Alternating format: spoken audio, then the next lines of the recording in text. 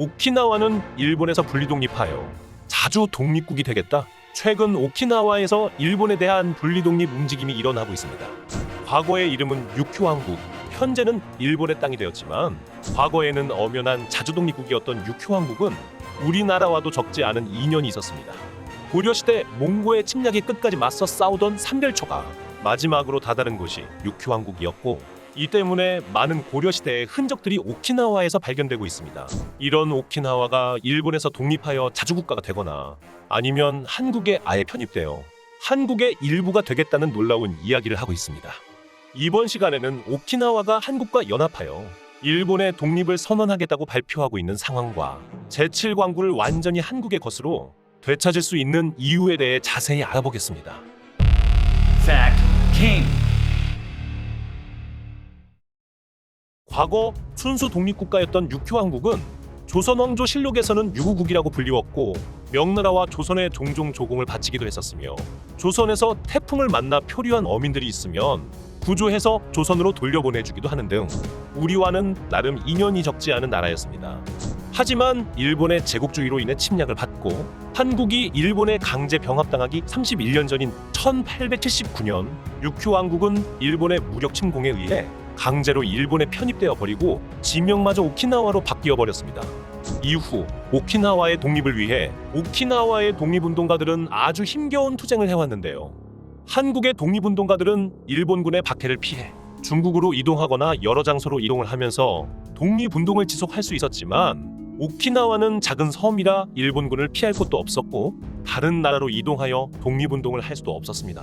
오키나와의 독립운동가들은 철저히 일본에게 박해를 받으며 자신의 모습을 숨기고 소수의 사람들을 모아 음지해서 오키나와의 정신을 지키고 독립 의지를 이어가는 방법밖에 없었습니다.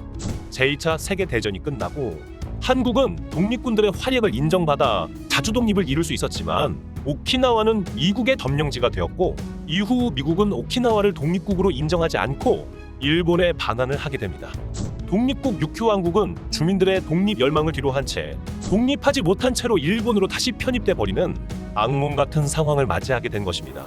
이후 주일미군의 70%가 주둔하게 된 오키나와는 거주지 밀집 지역에 푸텐마 비행장을 비롯한 미군의 시설이 들어오는 매우 최악의 입지 조건을 보여줘 소음 문제에 수많은 주민들이 고통을 받았으며, 이곳에 배치된 미군들의 범죄 문제도 심각한 상황이었습니다. 가장 큰 문제는 툭하면 추락하여 미국에서는 과부 제조기라 불리던 수직이 착륙기인 V-22 오스프리가 배치되어 비행 중인 오스프리가 거주지 밀집 지역에 추락하는 큰 사고마저 몇 차례나 발생하여 주민들은 스트레스와 공포에 시달리고 있습니다. 오키나와인들은 이렇게 입지 조건도 좋지 않은 미군 기지를 오키나와 밖으로 이전해 달라는 청원을 일본 정부에 수차례나 제기했으나, 정작 일본 정부의 조치는 미군 기지를 일본 본토로 옮기는 것이 아닌 오키나와 내의 다른 지역인 해노코로 이전하는 조치를 취하여 주민들의 분노와 불만이 폭발해 버렸습니다.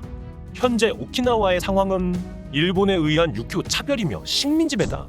일본 전체의 미군 기지의 70%를 작은 섬인 오키나와에 집중시키는 것은 차별이라며 더 이상 참을 수 없다던 오키나와인들이 독립을 외치는 소리가 나왔고, 오키나와의 독립운동단체인 유큐 독립운동에 힘을 실어주기 시작했습니다.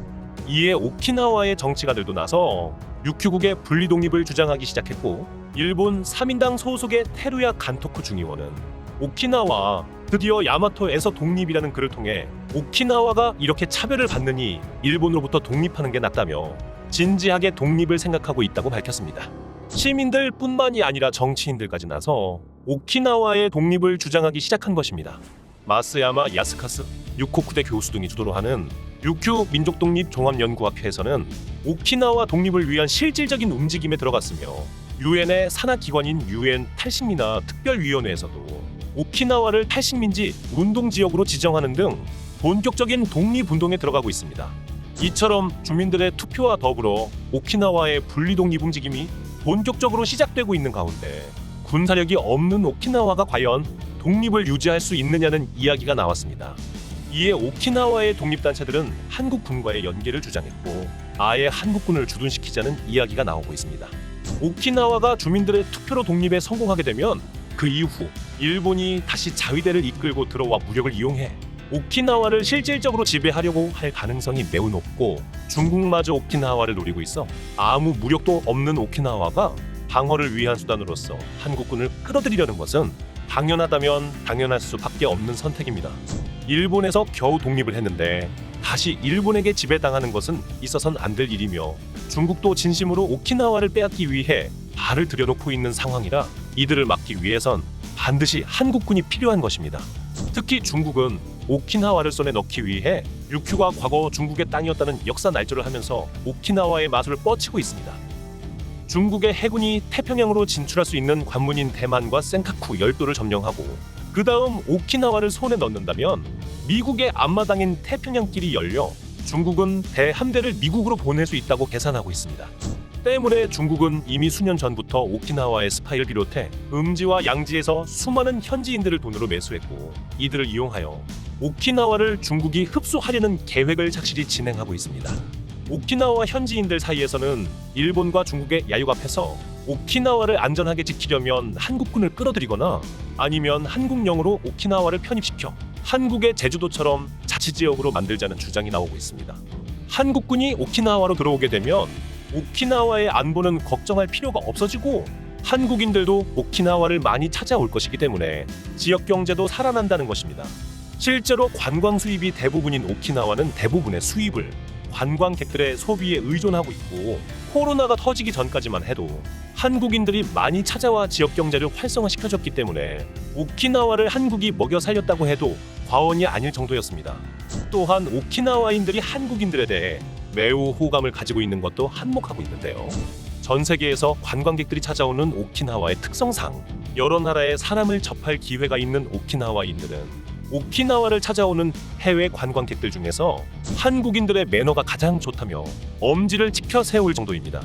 특히 매우 시끄럽고 무례하며 한번 왔다 가기만 해도 그 자리가 쓰레기 천지로 엉망이 돼버리는 중국인 관광객들을 상대하다가 한국인 관광객들을 상대해보면 한국인은 천사 그 자체이며 그런 한국인들이 있는 나라라면 한 나라가 되는 것도 좋을 것이라고 이야기하고 있으며 한류 붐으로 인해 한국어를 배우며 한국인이 되고 싶다는 오키나와의 주민들도 늘어나고 있어 한국령으로 편입하자는 제안에 대해 많은 주민들이 긍정적으로 바라보고 있습니다. 한국의 입장에서는 오키나와가 한국으로 편입되면 제7광구의 문제도 자동으로 해결될 수 있어 매우 긍정적인 결과를 가져올 수 있는 장점도 있습니다. 꿈의 대륙붕이라고 불리는 제7광구는 사우디의 10배의 원유와 천연가스가 묻혀있는 자원의 보고입니다.